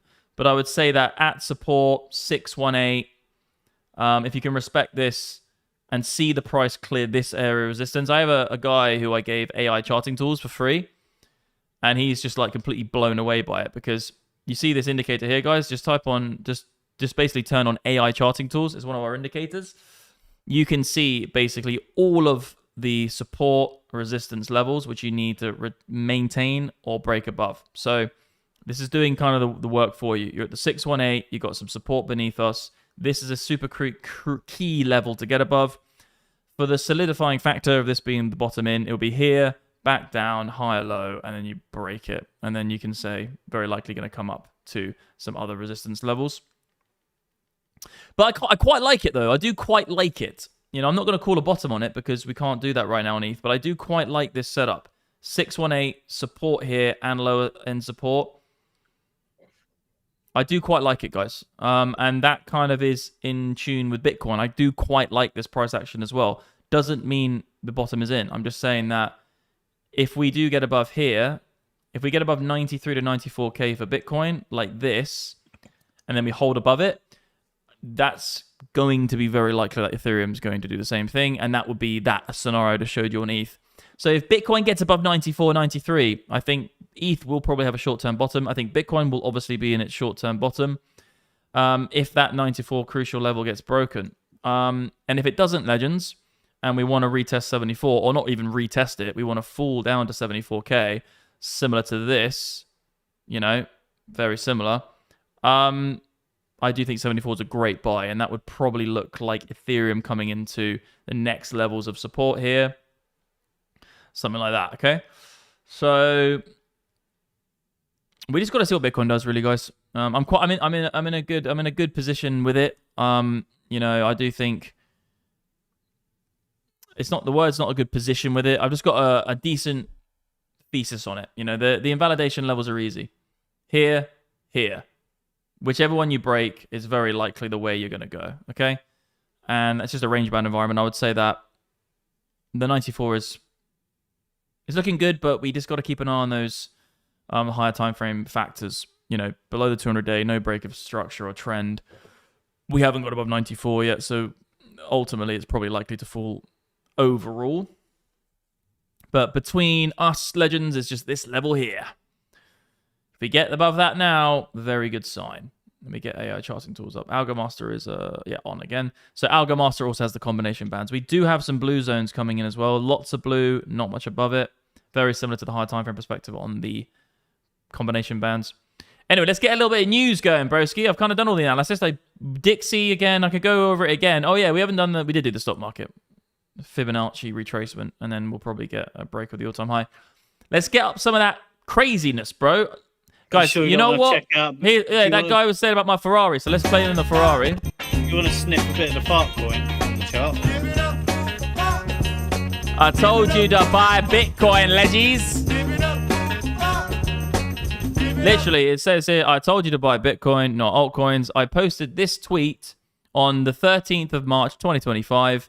And I think, guys, if you go back to the fucking chart, you would very likely agree with me. Now, in hindsight, at the time, everyone was saying, sell your Bitcoin, altcoins are going to the moon, it's all over for fucking Bitcoin, and altcoins are going to catch up, alt season this, alt season that. And if you had have actually bought Bitcoin when I said buy altcoins on the March 13th, and I did that late from when I was actually saying it, you would be looking at my Ferrari and living in the Burj Khalifa. This guy literally nailed it on the head. Right, let's get some news going, broski. What we got? Lastly, Legend, can you check out XRP or Fartcoin? Honestly, he couldn't have picked two worse coins. He couldn't have picked two. There's nothing worse. XRP, I've said it a billion times. God, that was really a harsh wick down, wasn't it? Look, it is a tradable asset. I've shorted it many times, and I've also longed it many times. I don't think XRP has the longevity that you're looking for if you're looking for an investment. Let's just go through it. As an investment, no, hasn't grown in fucking years. Just don't invest in XRP. It's not an investment proposition. You can't invest in it. It's ridiculous. In terms of the tradable asset side, I do like to short it because it always goes back to zero, but it's very difficult to predict when it goes up. You know, you had basically, it happened all in 3 weeks. It's just like, it's been doing that for years, and it does it all in 3 weeks. So very difficult to time it with manual trading. If you're botting, potentially, but you got to wait fucking 4 years to get your big win. The lower time frame trading of it is possible. I do think we're probably going to continue down a little bit on this sort of XRP. I think ultimately it will come back down to where it started. This would be it. If it loses the wick below here, yes, very likely. There's really not going to be anything. You know, if it loses that, it's going back to that wick, and then there's nothing there anyway. So it's got a pretty crucial area to hold, actually. Around that $1.80, $1.90 area. You know, in here, if you're an XRP guy, you don't really want to lose that. There's probably going to be a buy on it first. So just to be completely honest, there'll be a buy on it first.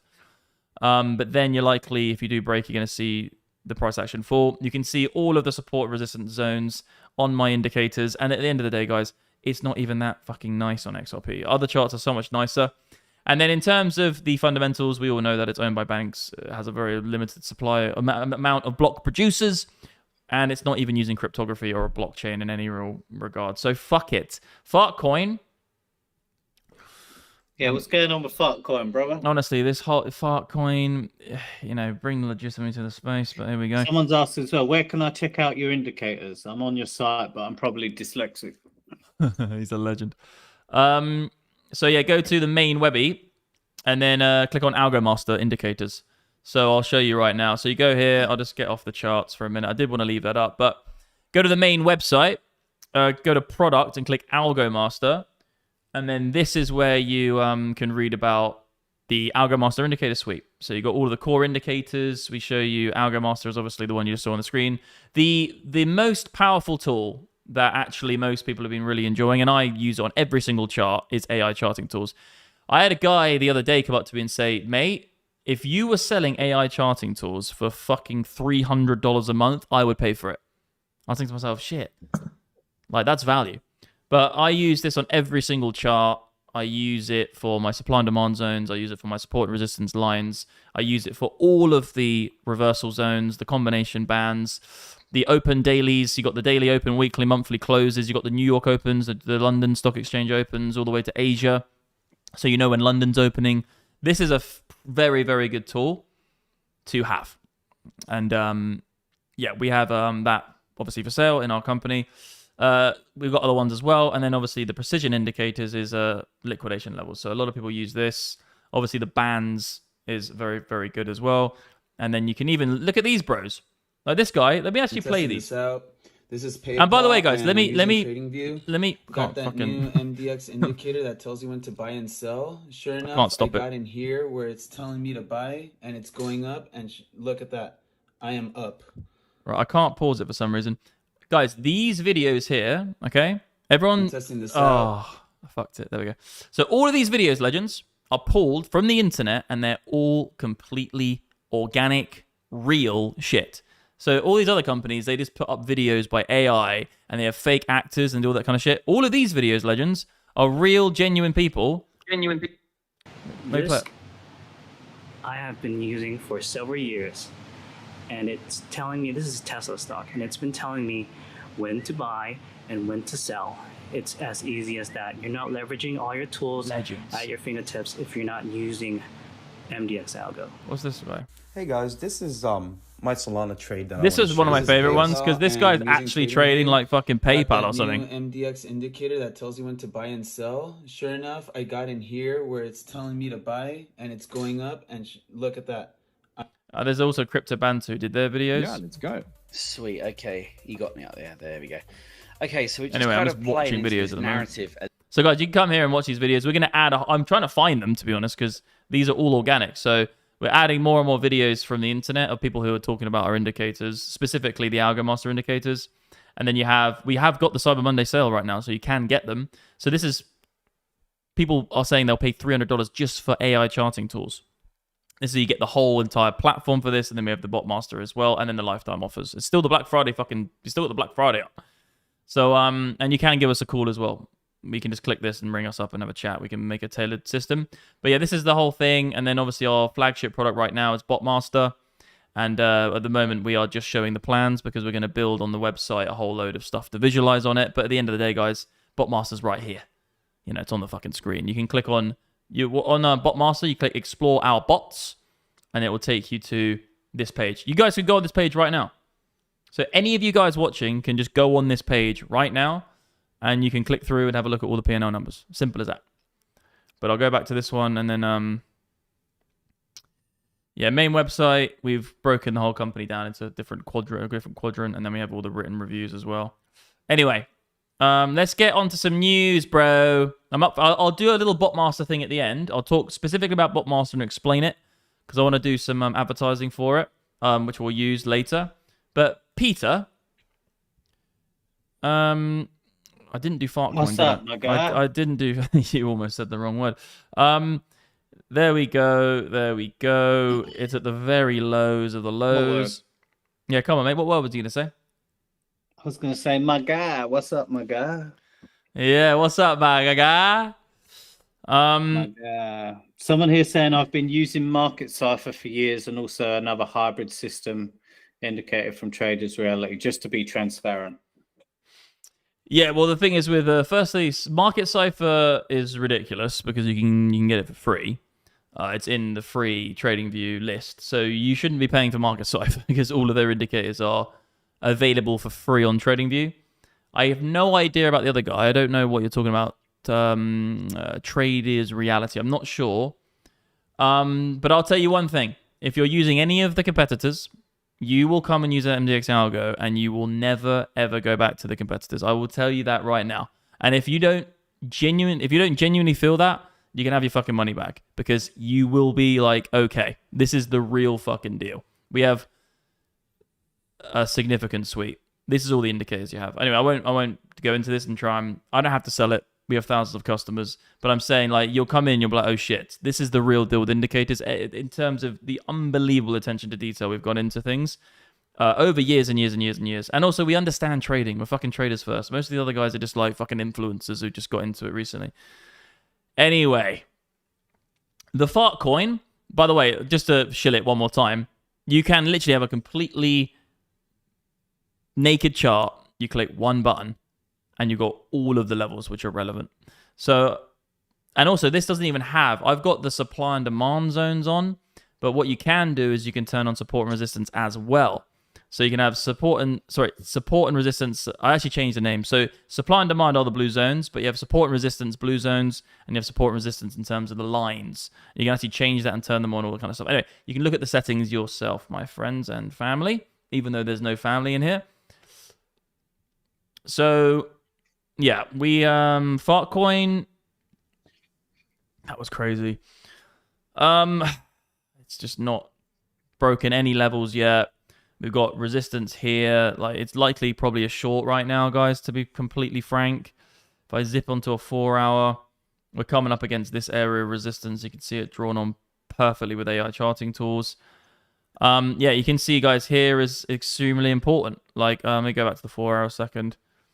So anywhere between here and here is you need to get above. These are the two resistance zones before you had the big flush, okay?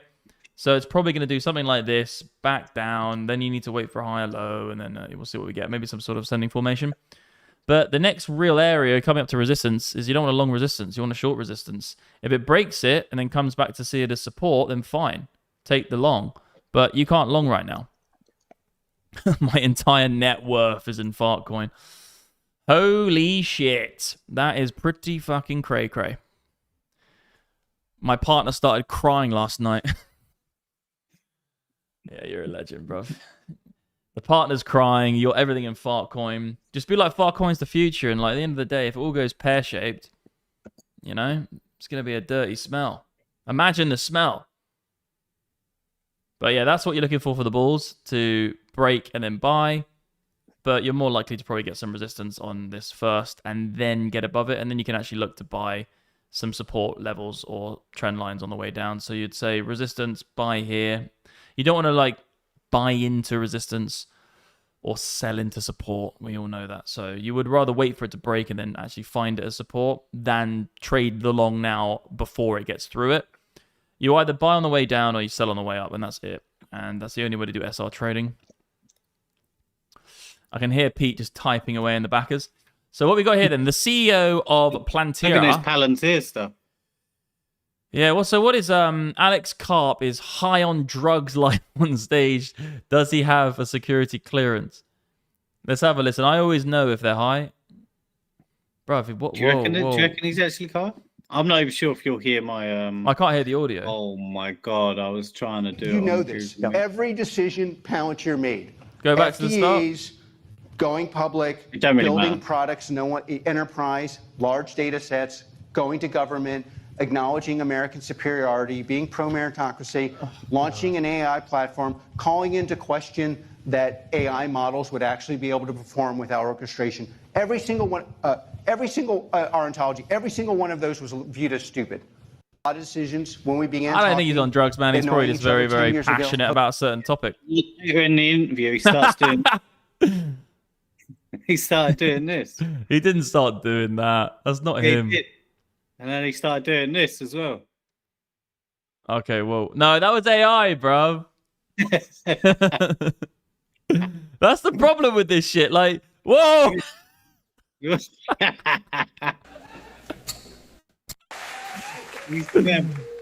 just whipping it up.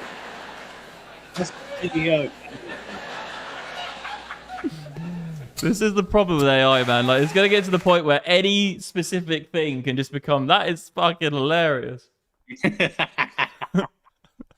Honestly, AI is gonna get way out of control, man. Yeah.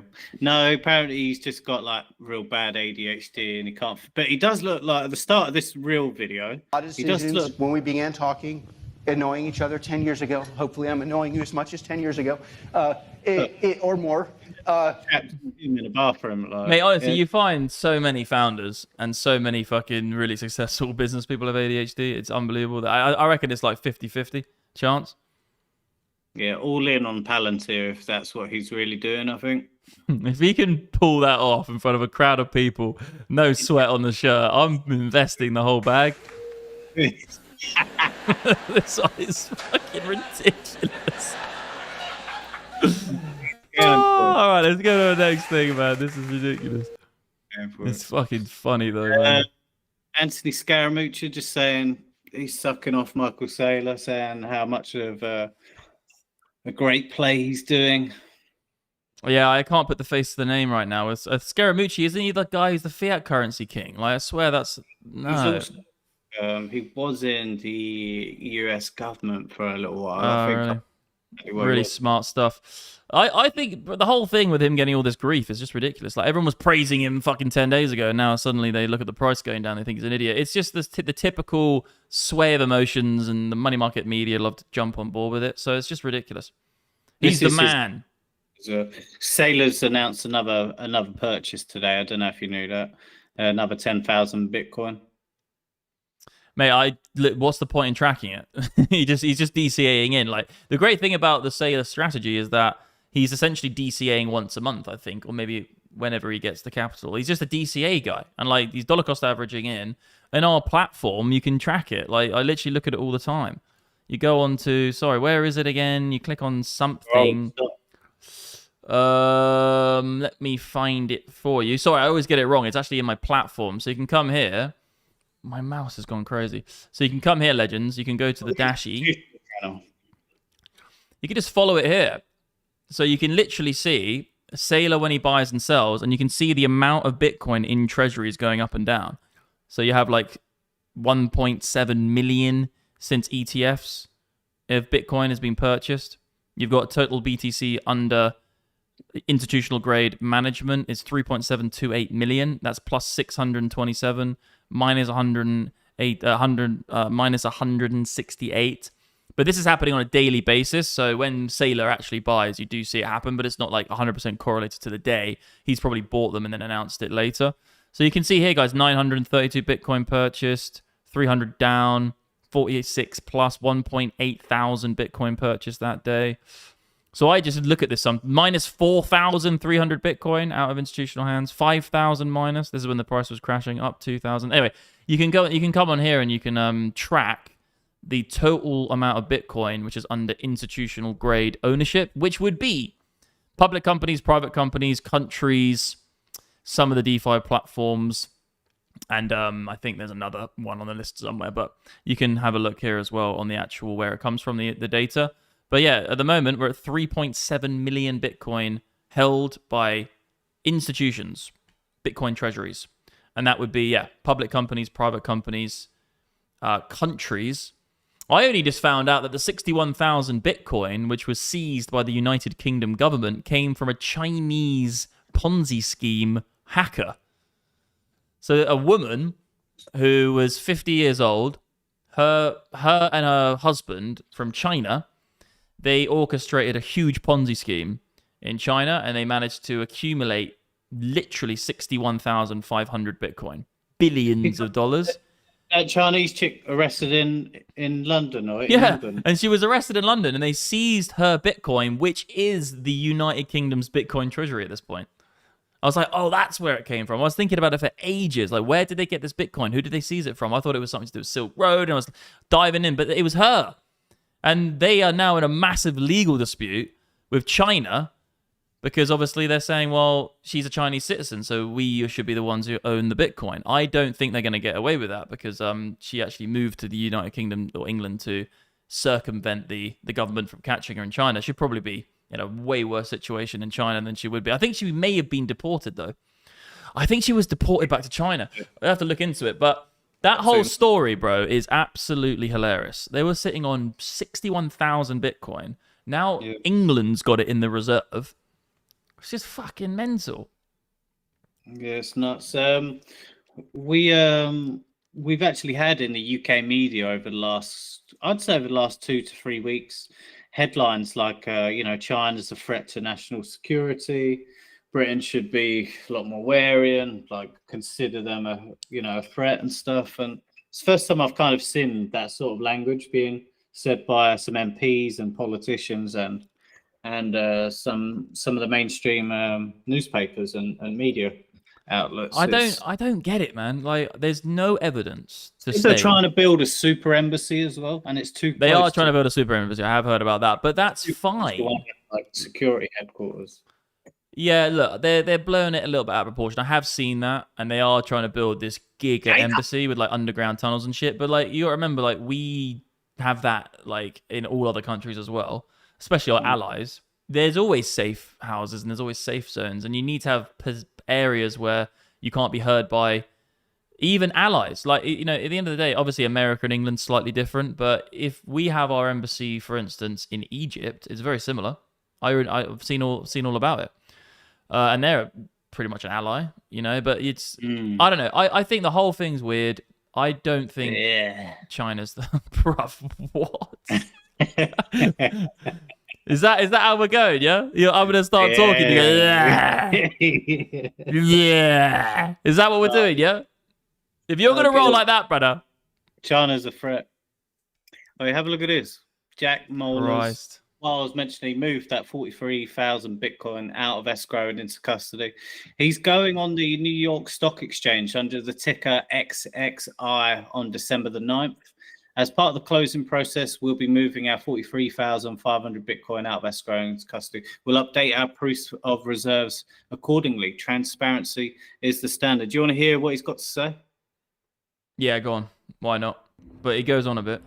Yo, what's going on, Bitcoin?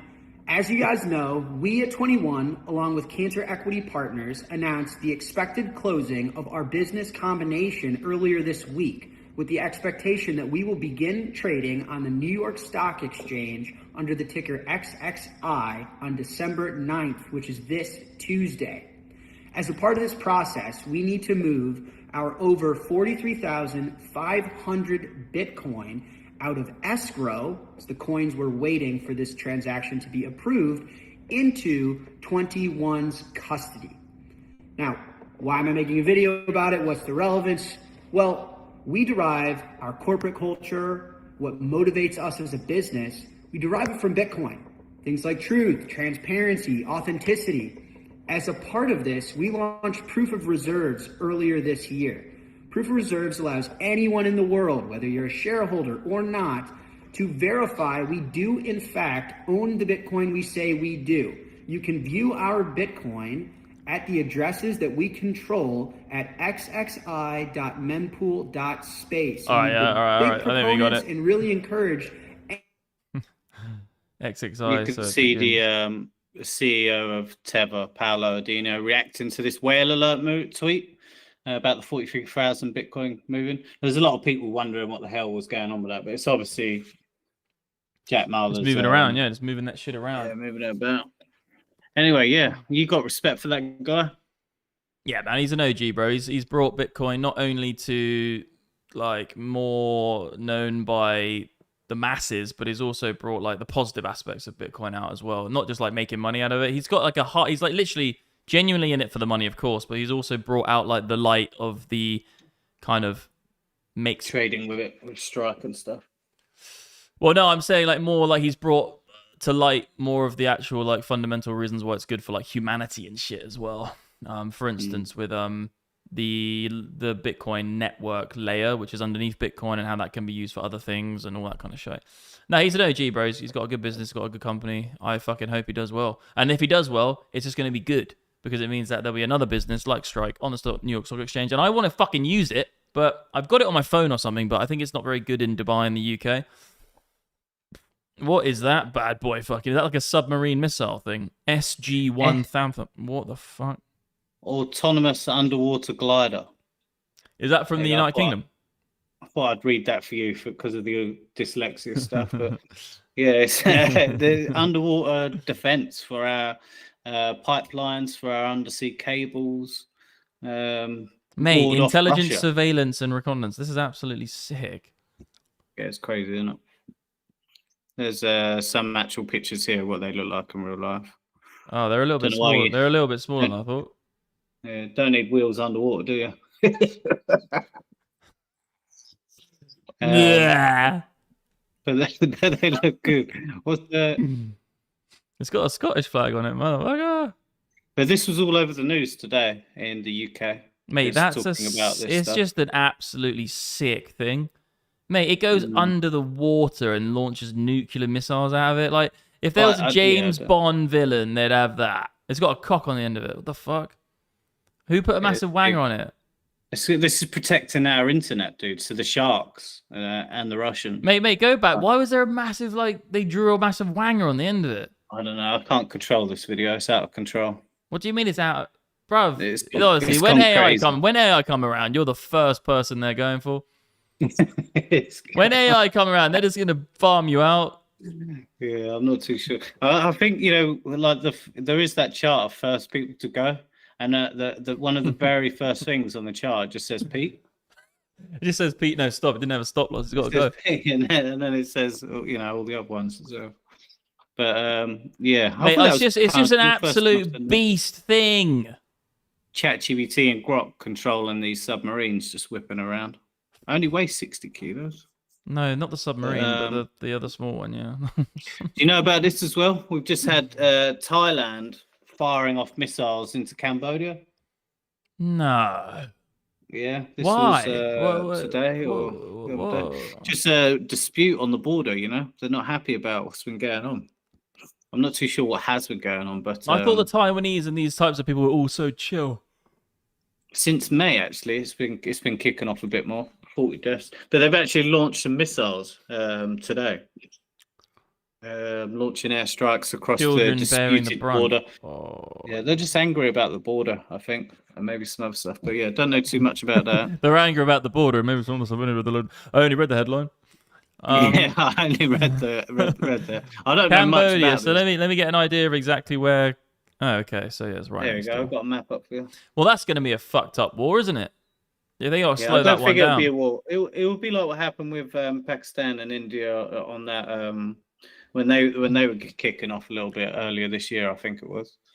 But it didn't actually go into anything full blown. Full blown scale war, mate. Fuck it. Yeah. I love Thailand. You've been to Thailand. Have you watched? Another news. Have you watched that Diddy documentary? I haven't seen it yet. Ever since Viking was blasting me up about it all, I need to watch it. I definitely need to get in. Finding out 50 Cent agreed to do an interview with ABC news station only because it's one of the few stations they're allowed to watch in prison. Yeah, but it makes me think that Puff Daddy actually did kill Tupac and Biggie. So yeah, well, I invested in a documentary recently about Big L, and that's going to be coming out soon. So if this all gets really hot about that specific time, you invested in it. Yeah, I invested in a fucking documentary that's going to get released about Big L. $50,000. Oh yeah, I think you told me about this. That's cool. Yeah, it's coming out soon. It'll be out Q2 next year, and it's all about a guy called Big L. And there's loads of evidence to suggest that he was really involved with it, and he obviously was killed in the whole thing. And it's just a documentary. It's just coming out, which is going to be on Netflix and everything. And I invested in it, and also Naz invested in it. And who's the other guy? What do you get for investing in it? Just some cash back. So do you get to visit? Just some cash.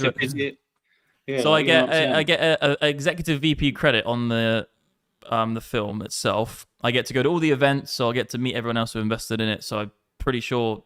I think it's Naz, and there's another guy. I can't remember who it is. I think it's someone I can't remember. It's not it might be Dr. Dre. I don't know. I need to look into it again. But there's a big guy called Naz. Another guy who's quite big. Are you gonna hang out with Snoop Dogg? I don't know if I'll even meet them. I just know that I'm going to go to all of the events. I'm going to go to all. There was one actually which recently went by. I couldn't go to because of my visa. Sorry, my girlfriend's visa. But I'm saying I am going to go to some of the events. like the dinners and shit in California. But what I get back, I don't know if I'm really allowed to give all the numbers out, but I basically have a subsequent percentage of all of the I get all the revenue back. So the first, I think it's the first $1 million or $2 of what it makes goes directly back to people who have an investment. You get all of your money back, the 50K, and then anything which goes further than that, you then split with the production team who created it. So you essentially can make money as long as it makes money. So like if it gets on Netflix or it gets on Hobo or whatever it's called, Hubo, and then if you're on like Planes will buy it. Like Hulu. Something like that. HBO, and then fucking apparently I didn't know this, but like airplane lines like Emirates spend millions of dollars to just buy exclusive rights to films, and then obviously you get paid for that. Then you get all of the royalties of it. I did wonder, like, what's going on when you're on the flight? Yeah, it's just literally Emirates just go to Hollywood or whatever the production company is and just say, we would like to distribute your movies, and here's a massive paycheck, and they go, yeah, sure, of course, because they don't lose anything as well, because like the experience of watching a movie on a plane, firstly, it's a very small niche of people who even fly, and then you've got the whole aspect of like, well, people want to go to the cinema for like having the popcorn and with their family, and then they got all of it. And so I reckon it's just a fucking cash cow for them. Selling to an airline is a cash fucking cow. But yeah, I'm actually really interested in the business model as well, because that's why I invested in it. But I put 50 grand into it. We'll see what happens. So Elon Musk got fined by the EU the other day for a couple of $100 million. I can't remember. I think it was about 150 million or something like that, to do with not censoring stuff that needs to be censored. And now that's not right. You can fuck right off. No, as in what I just said's not accurate, or the actual You're real a fucking story. idiot. What you said is not accurate. It's not fucking right. No, I'm saying the EU. That's fucked up. Like, well, they can, they'll do what they want. No, they will not do what they want, Pete. We have to fight for freedom. Remember that. Well, he's trying to say, look, let's abolish them. Let's get rid of the EU. I think we should. And return sovereignty to the individual country. 100% agree. 100% agree. The EU is a complete waste of time. You have people. You don't think the EU like binds Europe together a bit more? No, so there's less, it binds Europe together if there's a significant conflict that could get out of control, like a world war. But that happened almost. It was over 50 years. Do you know Germany has just introduced conscription, or like if there's a certain law, whereas if they don't meet a certain amount of people, then they can get people, into the army between certain ages. Mate, I love how I know a little bit of the headline, but not the real stuff, not like the actual detail. But yeah, mate, Germany. they got people in the chat about EU. If there's a fucking great potential conflict, the thing is, you can have the exact same alliance as the EU. By just having binding agreements between nations in that kind of sector, or that continent, like that's what fucking Kenya, all of Ethiopia. I'm not saying this is a good example of it, but I'm saying that they are all on the same continent but different countries. So it's like it could exactly be the same thing, but having it so the EU has their own government. Okay, what it is like the EU are trying to be the United States of America, but the United States of America have a whole long history of the federal government, and all the state governments have their own say. What they're trying to do is they're trying to build the United States of Europe. But the problem is that the differences in all of the national interests and cultures are too divided. Like with America, it's not as crazy divide in terms of the actual participants, or you could call it, or the individuals in that country. And actually, to be completely honest, it is kind of like that in America, but you do have state and federal, and it's all like they do have their own laws. The problem is about the EU is like these people who get elected to control the higher, bigger things in the laws within that continent, they don't actually get formally elected in by all of the other, in America, all the states. You go either left or right in most cases, and it's a blue state or a red state. You don't have that system in Europe. So you're getting people who have immense power in the European Union, but they never voted in by anybody. It should be completely abolished. I actually think this whole Nigel Farage thing, and if he wins, I think most people thought that Brexit was a bad idea, but I think if Farage wins and actually really takes control of our shit and makes England, if he can actually just make England better in any way, it's going to be like the biggest fucking epiphany. Like, oh shit. Imagine like if we had stayed in Europe as well. It would have been so much more difficult to do what they're trying to do now. Yeah, but Farage was he was the one who did it. He was mean to the people he went to school with, and he made some horrible comments. He made a couple of jokes about them being black or Jewish or something. Yeah, exactly. So he needs to resign. He made a couple of jokes 49 years ago, and he has to resign. It's actually fucked. And the funny thing is like, oh, it's so fun. It's just media trying to catch headlines. But mate, back to EU, bruv. Elon, I have been saying this for fucking years. The whole thing, even when we did the European euro, I remember. Okay, you know Cyprus, booming economy, Cyprus is a booming economy. It's doing extremely well. Guess what? It's the only fucking country that does well. It's not in Europe, but it's in the Shenzhen area. It should be this.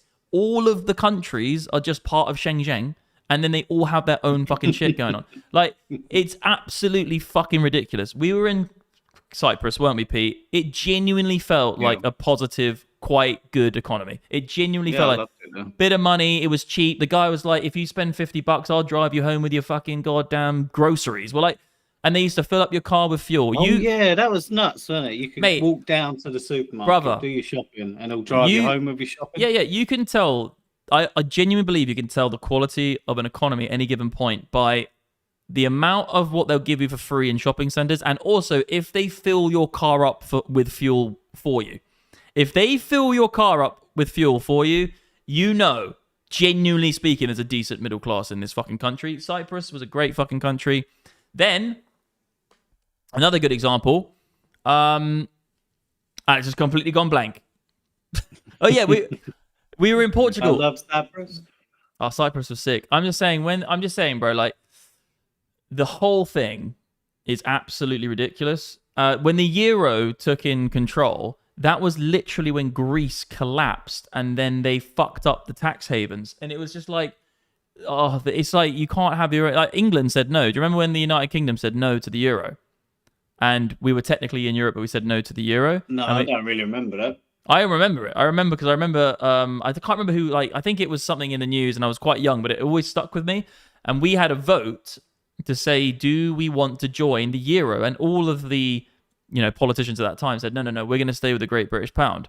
That was literally the biggest God save ever, because fast forward 5-6 years, you had the huge Greek credit crash, do you remember? And then the Greek economy went to zero because of the euro. Yeah, I do remember it kicking off, but...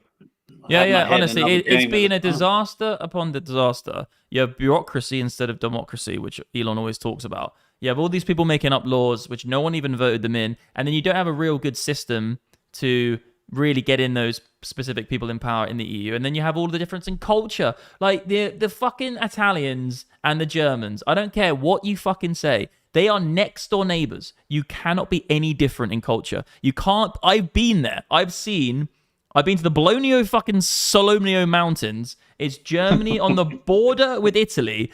And I'm not joking. You go into one place, which is German, not one Italian person is in there. And you go into another place which is Italian, not one German person is in there. It's literally like fucking chalk and fucking cheese.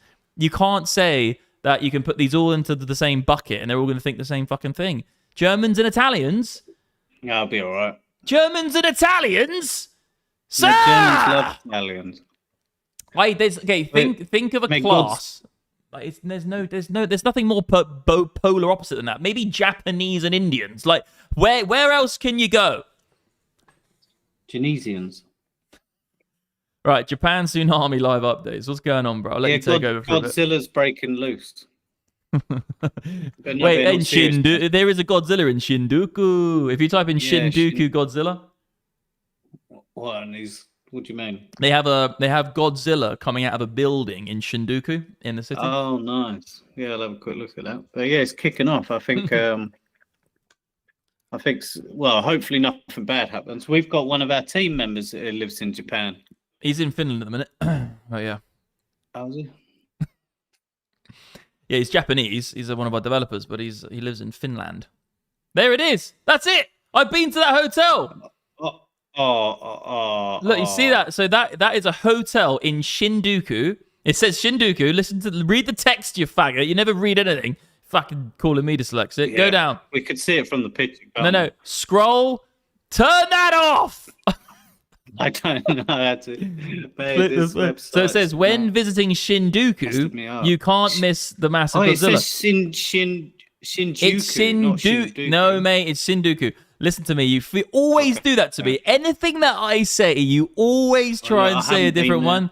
Just shut the fuck up. I mean, look, I've been there. Read the word in front of me, brother. I know, but any word that there is a word, you're always like, actually, it's spelled like this. And most of the time, you're wrong. 90% of the time, I've been there. It's called Shinjuku. Now, look, that is a hotel. I've been there to that hotel and stood next to it. It's fucking awesome. It's a horrible hotel, by the way. I love it. I love it. No! Oh. My laptop's completely frozen. I know, you've just gone real quiet as well. It keeps cutting out. Mate, you need to upgrade, man. I've told you, you've got a free open-ended present from me for Christmas. We're back. No, this is my Mac. Hey, listen, I need...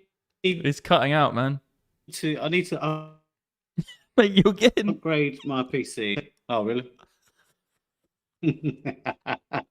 You're the co-host of my show, bro. Oh, have you got me? Can you hear me? Yeah, I can hear you now. Yeah, I can hear you now. All right, so look. Anyway, everything needs an upgrade, including me. You know what I'm saying? Yeah. Need to give it a reboot. But yeah, that's. It keeps cutting out, brother. Right, guys. Pete's lying. His Christmas is coming. He needs a new laptop. He needs a new fucking PC. He needs a new internet connection. He needs a new dick. He needs a new life. Can you hear me, Pete?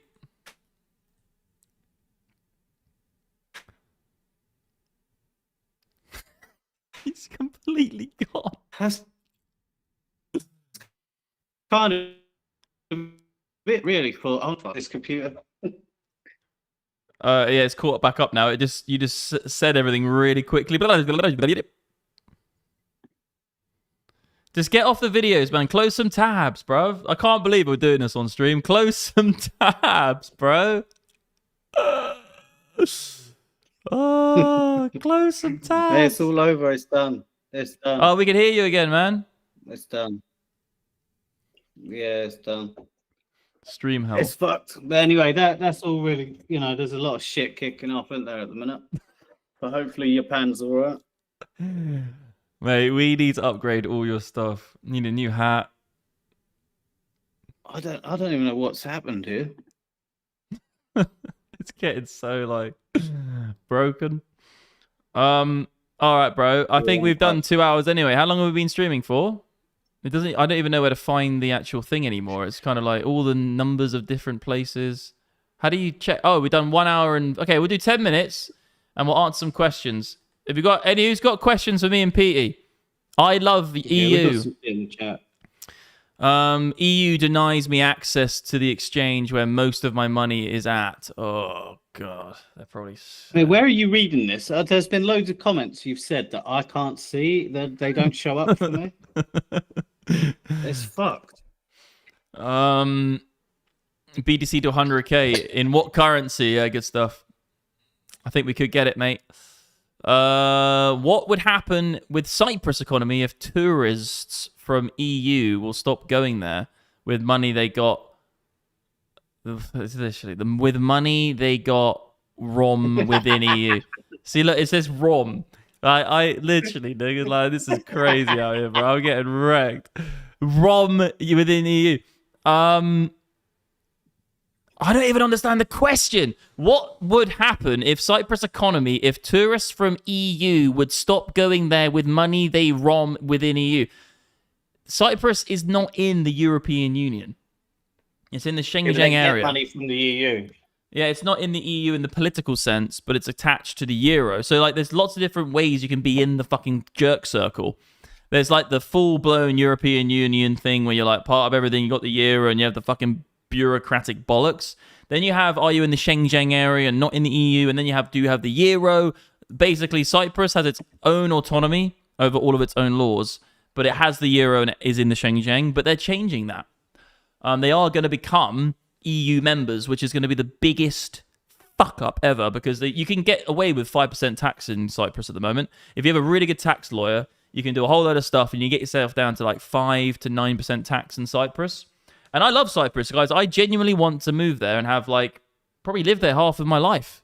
I want to live in Dubai 6 months, in Cyprus for 6 months. But they're moving into the EU. And the problem is that means I can only go to Cyprus for 3 months, because I won't be able to get any different visas. At the moment, you can go to Cyprus for 3 months, but then you can go to Greece for 3 months, and it's 2 different places. One within, one without Schengen. The Japanese Schengen area. All right, mixed Germany. Oh, God. Mixed German and Italian. You get genitalia. Yeah, genitalia is my right, you know what I'm saying? Genitalia. Yeah, that's a good joke, but I just didn't think it was funny. It's a good joke, but it actually is quite good. Yeah, it's a good fucking. It got shafted on the delivery. Yeah, the delivery was shit because I've got dyslexia. But the issue is that also you had to say it twice. Someone even wrote "lol." Can you see this? Can you see how fast this is? Let me have a look at your screen.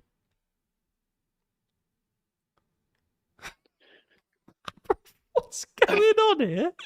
Well, you just doing the dummies, but you're massive, bro. Look at the gun. I was holding my breath while I was doing that. Why were you holding your breath? Just trying to see if the camera would. Mate, you're puffed out, aren't you? Yeah, I'm puffed out. All right. Anyway, go. Try to see if it would keep up. Right, I'm gonna do a little pitch for Botmaster, which I will put on. Why is it? Just need to get rid of this hair. I'm gonna have a haircut tomorrow. Right, legends. Very entertaining tonight, legends. Do you rate Dash? No, do not buy Dash. It's over for Dash. Guys, so Botmaster. Botmaster is essentially all of these bot blueprints that you can click one button and get full access to all of the backtested results, and we do all the configuration, all of the settings and backtesting for you. And literally, legends, you can click one freaking button and you can get the charts of the buy and sell signals up on TradingView. You can see it right here. 25 trades, 86% freaking chance of, 86%. What am I even saying? I'm not even talking correctly right now. I've been streaming for so long.